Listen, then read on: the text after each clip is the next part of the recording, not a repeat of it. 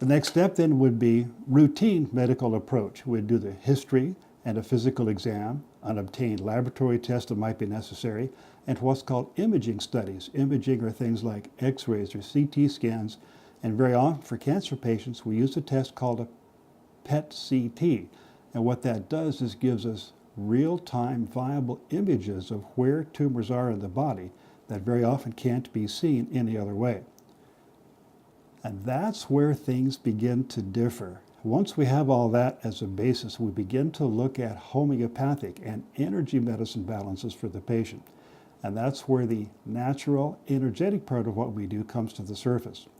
I have a computer system that uses biofeedback that actually can measure the energy flow in the body. Energy flow should be balanced and healthy, and we know what normal is.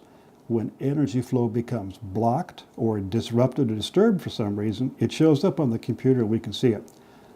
When I test for you a particular product, that could be a medication or a supplement, such as a nutritional product or a homeopathic medicine, even a chemotherapy drug, when those things unblock the energy and help to stimulate balance, it shows up on the computer, and that gives me a lot of guidance in how to set up an integrative medicine treatment plan.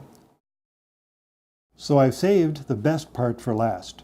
When somebody has a diagnosis of cancer, the way that you confirm the diagnosis is to take a biopsy, and the biopsy sample has to be analyzed by a pathologist or in a laboratory setting of some kind. But we're using a very advanced test now. We can take a biopsy sample and send it to a specialized lab that can actually read the DNA from your own body's tumor, and it reports on what kinds of drugs, specifically the chemotherapy drugs, that are likely to be shown, this is by scientific studies, likely to be shown to be the most effective for your particular kind of tumor. This is a very highly specific and a very advanced test, so much so that many doctors and a lot of clinics don't know about it, but a few of the bigger clinics do. They use this thing routinely. And we are using that test to help give us guidance as to what medications are going to be most likely to be most beneficial for any particular patient's care.